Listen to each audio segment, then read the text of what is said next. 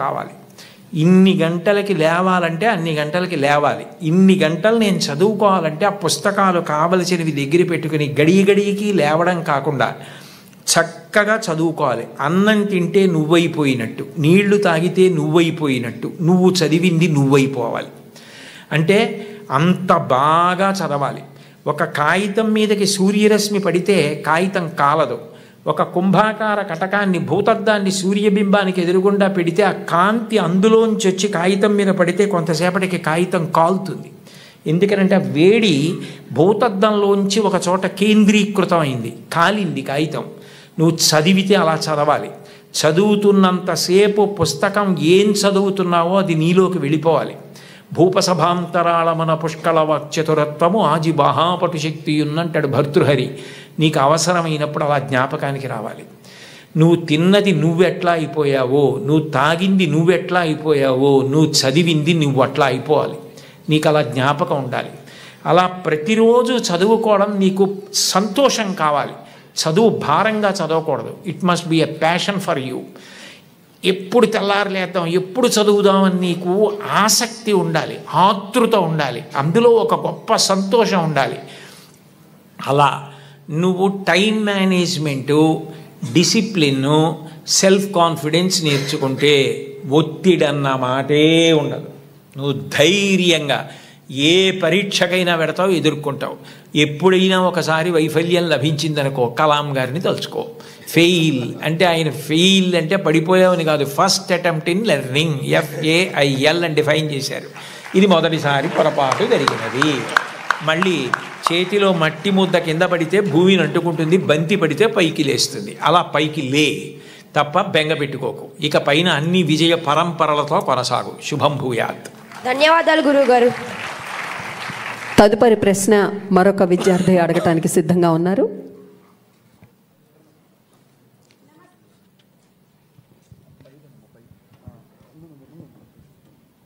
Hello, నమస్కారం గురువుగారు. నా పేరు నాగదుర్గారాణి. నేను KSRZP గర్ల్స్ హై స్కూల్లో 10వ తరగతి చదువుతున్నాను.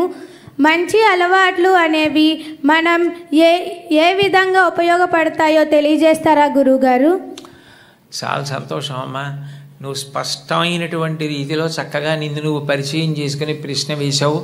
మంచి అలవాట్లు అన్నవి నీకే కాదు, నీ చుట్టూ ఉన్న వాళ్ళకి, సమాజానికి, దేశానికి కూడా ఉపయోగపడతాయి. మన దేశంలో వైద్య ఆరోగ్య శాఖ కొన్ని వేల కోట్లు ఖర్చు పెడుతుంది దేశం మొత్తం మీద. అందులో చాలా వ్యాధులకు కారణం ఏది అంటే, అన్నం తినేటప్పుడు, పలహారం చేసేటప్పుడు చేతులు సబ్బుతో కడుక్కోకుండా ఎట్లా ఉంటే అట్లాగే ఏది పడితే అది తినడం. 2, చాలా కాలం నిలవ ఉన్న పదార్థాలు కేవలం నాలుకకు రుచిగా ఉన్నాయి కదా అని తినడం. అట్లా కాకుండా మనం తిన్నది మనలోకి వెళ్ళి మన శరీరాన్ని నిర్మాణం చేస్తుంది అని దాని విలువ తెలుసుకున్నప్పుడు నువ్వు ఆరోగ్యంగా ఉండడం చాలా చాలా ముఖ్యం. శరీరమాద్యం ఖలు ధర్మసాధనం. ఇది బాగుండకపోతే నువ్వేం చేయలేవు.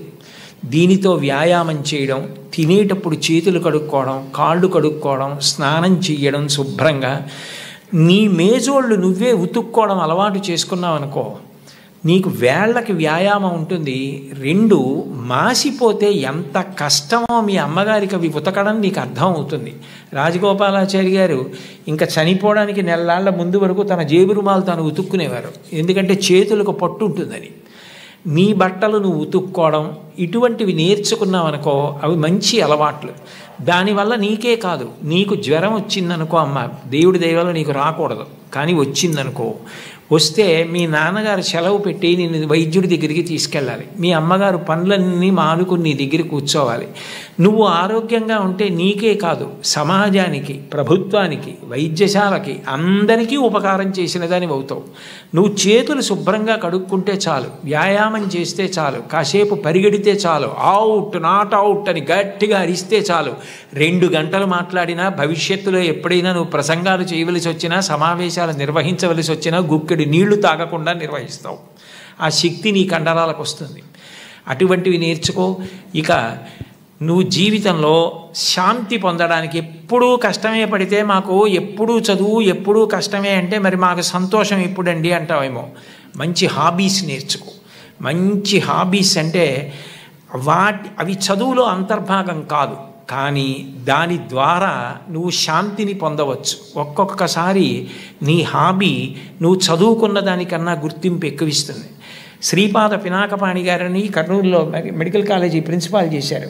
శ్రీపాద పినాకపాణి గారు మంచం మీద ఆఖరి రోజుల్లో పడుకుని ఉండగా నేదునూరి కృష్ణమూర్తి గారు, విజయవాడలో మల్లాది బ్రదర్సు వీళ్ళందరూ వెళ్ళి చుట్టూ చేరి కర్ణాటక సంగీతం పాడారు. ఆయన బై ప్రొఫెషన్ డాక్టర్, కానీ కర్ణాటక సంగీతానికి అంత పెద్ద పేరు తెచ్చారు. ఇవాళ శ్రీపాద పినాకపాణి గారు అంటే సంగీతం నేర్చుకునే వాళ్ళందరూ 2 చేతులు ఎత్తి నమస్కారం చేస్తారు. ఒక డాక్టరు హాబీ సంగీతం నేర్చుకుని అంత గొప్పవారయ్యారు. నువ్వు చక్కగా 4 కీర్తనలు పాడడం నేర్చుకున్నావు అనుకో, నీకు ఎప్పుడైనా విసుగ్గా ఉన్నప్పుడు నువ్వే ఓ కీర్తన పాడుకుంటే ఎంత సంతోషిస్తావు. మా ఊరంటే కాకినాడ, అక్కడ డాక్టర్ జగదీశ్వరి గారని ఉన్నారు. ఆవిడ పురుళ్ళు పోయడంలో నిష్ణాతురాలు, అన్ని ఆపరేషన్లు చేసేవారు. ఆవిడ ఆపరేషన్కి మధ్యలో రిలాక్స్ అవ్వలసి వస్తే తంబూరా పట్టుకుని వాయిస్తూ కీర్తన పాడుకుంటారు, పాడుకుని వైద్యం చేస్తారు. ఇప్పటికీ మహాప్రఖ్యాతి ఆవిడ, మహావృద్ధురాలు అయిపోయారు. ట్రిప్లెట్స్కి ట్విన్స్కి దాని మీద మెడికల్ కాలేజెస్లో ప్రసంగాలు చేస్తారు. అది నీకు సొలేస్ ఇస్తుంది, నీకు రిలీఫ్ ఇస్తుంది. You become a reversible turbine. ఎంత అలసట నీకు తెలియకుండా పోతుంది. అబ్దుల్ కలాం గారు రాష్ట్రపతి భవన్లో వీణ వాయించేవారు, నీకు తెలుసా? ఆయన ఫొటోస్ ఉన్నాయి ఇప్పటికీ. ఆ వీణ వాయించడంలో రిలాక్స్ అవుతారు. నాకు కలాం గారు అంటే చాలా ఇష్టం, లింకన్ గారు అంటే చాలా ఇష్టం, విన్స్టన్ చర్చిల్ అంటే నాకు చాలా ఇష్టం. చాలామంది చాగంటి కోటేశ్వరరావు అంటే ఛాందసుడు అనుకుంటారు. కాదు, కోటేశ్వరరావుకి ఇంకో కోణం ఉందని తెలియదు. కాబట్టి ఓ టెన్నిస్ ఆడు, కాసేపు పరిగెత్తు, కాసేపు ఖోఖో ఆడు, బొమ్మలు గీయడం నేర్చుకో. నీలో ఉన్న ఇన్స్టింక్ట్ నీకు తెలుస్తుంది. నీకు ఏది ఇష్టమని అనిపిస్తోందో అది చేయడం ప్రారంభం చెయ్యి. నువ్వు విశ్రాంతి పొందుతావు, పేరు వస్తుంది, ప్రఖ్యాతి వస్తుంది. ఓ భాగవతం చదువు, ఓ రామాయణం చదువు, వాటి గురించి మంచి మంచి పుస్తకాలు చదువు, వాటి గురించి పిల్లలతో మాట్లాడు. అట్లాంటి హాబీస్ ఇన్కల్కేట్ చేసుకో. నీకు ఉపయోగం, నీ చుట్టూ ఉన్న పిల్లలు కూడా నీ వల్ల ఇన్ఫ్లుయెన్స్ అయ్యి అలా చేయడం నేర్చుకుంటారు. ఏమ్మా? శుభం భూయా. ధన్యవాదాలు సార్. నిజంగా ఈ పిల్లలు అడుగుతున్నటువంటి ఈ ప్రశ్నలు కేవలం ఆ జవాబులు వాళ్ళకి మాత్రమే కాదు, మనందరికీ కూడా ఎంతో సంతృప్తిని, సంతోషాన్ని, ఆలోచనను కలిగిస్తున్నందుకు పిల్లలకు కూడా కృతజ్ఞతలు తెలియజేస్తూ తదుపరి ప్రశ్న అడగవలసిందిగా కోరుతున్నాను.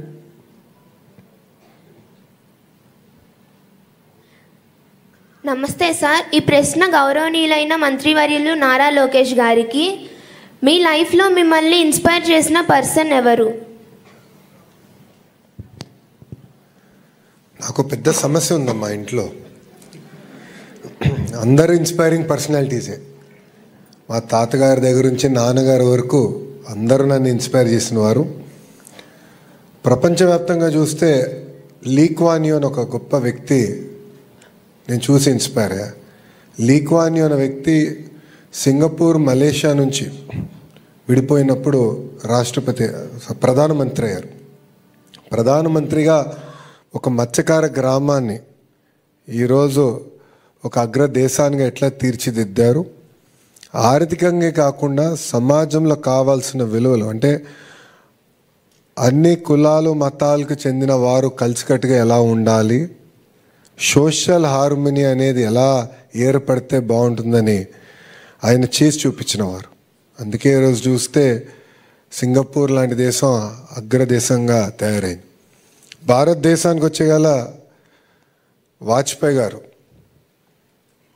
వాజ్పేయి గారిని చూసి పెరిగిన వారిని. అదేవిధంగా వాజ్పేయి గారి గురించి అంటే వాస్తవంగా నాకు వాజ్పేయి గారిని కలిసే అదృష్టం నాకు దక్కలేదు. కానీ వాజ్పేయి గారు ఎలాంటి వ్యక్తి అనేది గౌరవ ముఖ్యమంత్రి గారు ఎప్పుడు చెప్తా వస్తారు. మొన్న రాత్రి ఉపరాష్ట్రపతి గారితో కూర్చుని మాడేటప్పుడు కూడా వాజ్పేయి గారి గొప్పతనం గురించి గౌరవ ముఖ్యమంత్రి గారు ఉపరాష్ట్రపతి గారు చెప్తున్నారు. వాజ్పేయి గారిలో ఉన్న గొప్పతనం ఏంటంటే ప్రధానమంత్రిగా ఉన్నా కూడా ఒక వ్యక్తి లేదు సార్ మీరు తీసుకున్న నిర్ణయం ఒక్కసారి మళ్ళీ ఆలోచించండి అని చెప్తే ఆలోచించడానికి సిద్ధపడిన వ్యక్తి. ఆయన తీసుకున్న నిర్ణయం 10 మందితో మాట్లాడి అది మళ్ళీ మార్చిన వ్యక్తి. అంటే ఒక ప్రధానమంత్రిగా చేసిన వ్యక్తి అలా ఆలోచించినప్పుడు మనందరం కూడా ఎంత ఆలోచించాలి అనేది నేను తెలుసుకుంటాం కూడా జరిగింది. సో దేశంలో వాజ్పేయి గారు, ప్రపంచవ్యాప్తంగా చూస్తే నాకు లీక్వాన్యూ గారు ఒక ఆదర్శంగా నేను తీసుకుంటాను. Thank you sir. చక్కటి ప్రశ్నకు చక్కటి సమాధానాలు లభిస్తున్నాయి. మరి తదుపరి ప్రశ్నకు సిద్ధంగా ఉన్నారని కోరుతున్నాను. వారిని మాట్లాడవలసిందిగా. గురువుగారు, నేడు యువతకు గురువుగారు, నేడు యువతకు ప్రధానంగా నేర్పించవలసిన విలువలు ఏవి? ఆ విలువలు ఎందుకు ముఖ్యమైనవో తెలియజేయగలరా? అన్నింటికన్నా చాలా ప్రధానమైనటువంటి విలువ ఏది అంటే, మనం మన కోసం బ్రతకడం కాదు, మనం ఇతరుల కోసం బ్రతకగలగాలి. మనం అనుకున్నట్టుగా ఇతరులు ఉండాలి అని కోరుకోవడం కన్నా, ఇతరులను మనం అర్థం చేసుకుని ఇతరులు సంతోషంగా ఉండడానికి మనం ఎట్లా ప్రవర్తించాలన్నది తెలుసుకోవాలి. నేను ఇన్ని మాటలు చెప్పే కన్నా నీకు ఒక్క పద్యం చెప్తాను. చాలా తేలిక పద్యం అది. మహాభారతంలోది. చాలా కాలం ఆంధ్రదేశంలో ఒక ప్రఖ్యాత దినపత్రిక దాన్ని సంపాదకీయం మీద వేసేది ఈ పద్యాన్ని. ఒరులేమేమియునర్చిన నరవర అప్రియము నీ మనంబున కగు, తానురులకు నది చెయ్యకునికి పరాయణము పరమధర్మ పదములకెల్లన్. నేను ఏదైనా మాట్లాడేటప్పుడు నన్ను ఎవరైనా అట్లా మాట్లాడితే, నా పట్ల అట్లా మాట్లాడితే నేను బాధపడతానా? అయితే నేను మాట్లాడను. నేను ఎవరికైనా ఏదైనా ఒక పని చేసేటప్పుడు ఇటువంటి పని నాకెవరైనా చేస్తే నేను బాధపడతానా? అయితే వద్దు, నేను వాళ్ళకి చేయను. ఇదొక్కటి చూసుకుంటే, మాట్లాడే ముందు ఇట్లా మాట్లాడితే, నన్ను ఉద్దేశించి ఎవరైనా అట్లా మాట్లాడితే నేను చాలా బాధపడతాను. అయితే నేను ఇంకోళ్ళని ఉద్దేశించి మాత్రం అట్లా మాట్లాడను. నా పట్ల ఎవరైనా ఇట్లా చేస్తే నేను చాలా బాధపడతాను. ఆ పని నేను ఇతరులకు చెయ్యను.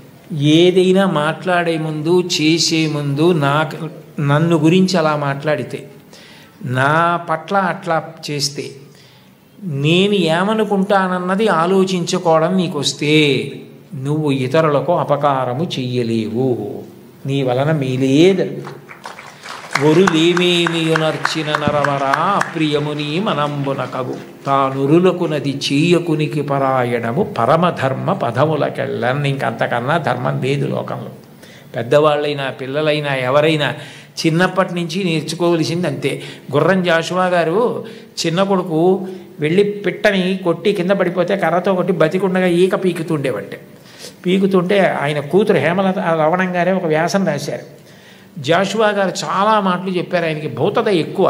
తప్పురా, అలా పక్షికి పడగొట్టి దాన్ని ఈకలు పీకుతున్నావు, అది బాధపడుతుంది, అలా చెయ్యకు అని. పిల్లవాడు వినేవాడు కాదు.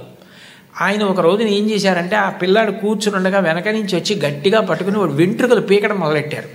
మొయ్యో మొయ్యో మొయ్యో అని వాడు ఏడుస్తున్నాడు. యారా, ఇన్ని వెంట్రుకలు ఉన్నాయే, 4 పీకితే ఏడిచావు, దాని ఈకలు పీకేస్తున్నావు, దానికి అన్నీ కలిపో 50-60 ఉన్నాయి, అదెంత ఏడుస్తుందిరా, ఇప్పుడు అర్థమైందా అన్నాడు.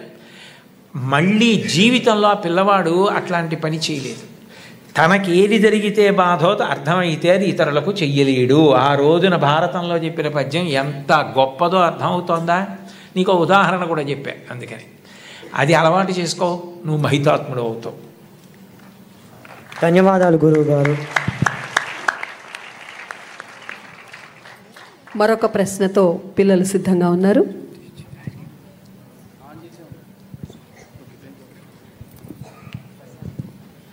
నమస్కారం గురువుగారు. నా పేరు జాషువా. నేను అమర్జీవి పొట్టి శ్రీరాముల ఉన్నత పాఠశాలలో 10వ తరగతి చదువుతున్నాను. గురువుగారు, కాలంతో పోటీ పడుతూ ముందుకు పరిగెడుతున్న మా తరం వారికి రామాయణం, మహాభారతం, భాగవతాలు వంటి గ్రంథాలు చదవడం వలన ఉపయోగం ఏమిటో తెలియజేయండి గురువుగారు. నువ్వు జాషువా అని పేరు పెట్టుకున్నందుకు నాకు ఎంతో సంతోషంగా ఉందయ్యా. ఆ పేరు పెట్టిన మీ అమ్మగారికి నాన్నగారికి నమస్కారం చేస్తున్నాను. మహానుభావుడు ఏం కవిత్వం చేశారయ్యా. ఒక్కొక్క పద్యం చదువుతుంటే గుండెలు పిండేసినట్టు ఉంటుంది. అంత గొప్ప పద్యాలు రాశారు కదయ్యా ఆయన. ఇంతకీ నువ్వు నన్ను అడిగిన ప్రశ్నకి జవాబు ఏంటంటే, రామాయణ భారత భాగవతాలు ఈ వయస్సులో మేము చదువుకోవడం వల్ల మాకు కలిగే ప్రయోజనం ఏమిటి? నేను నీకు ఒక్క విషయం చెప్తాను, నీకు అర్థమైపోతుంది. నేనేం పెద్ద దాని గురించి ప్రసంగం చేయక్కర్లా. మహాభారతంలో శల్యుడు అని ఒక ఆయన ఉన్నాడు. ఆయన మద్రదేశాధిపతి. అంటే పాండురాజుకి 2 భార్యలు, కుంతి, మాద్రి. మాద్రికి సోదరుడు కాబట్టి నకుల సహదేవులకు మేనమామ. నకుల సహదేవులకి మేనమామ అయితే ధర్మరాజు గారికి, భీముడికి, అర్జునుడికి కూడా మేనమామ. కురుక్షేత్ర యుద్ధం ప్రారంభమైంది. తన మేనల్లుళ్ళు కాబట్టి వాళ్ళ పక్షాన యుద్ధం చేద్దామని శల్యుడు మహావీరుడు బయలుదేరి వస్తున్నాడు మద్రదేశం నుంచి.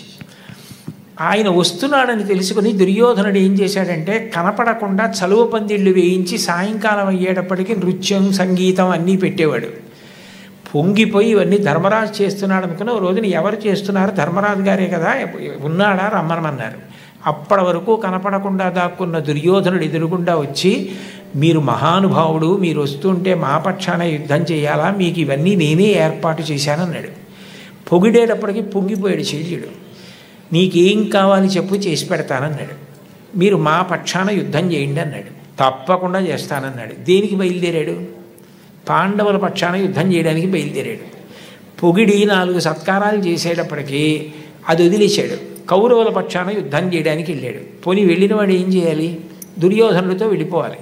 తగుదునమ్మా అని ధర్మరాజు గారి దగ్గరికి వెళ్ళాడు. ఆయనకి తెలిసిన విద్య ఈయనకి తెలీదా? ఈయన కూడా పొగిడాడు. పొగిడి ఆయన్ని కుర్చీ వేసి కూర్చోబెట్టి తన కింద కూర్చొని అహుషోపాఖ్యానం చెప్పమన్నాడు.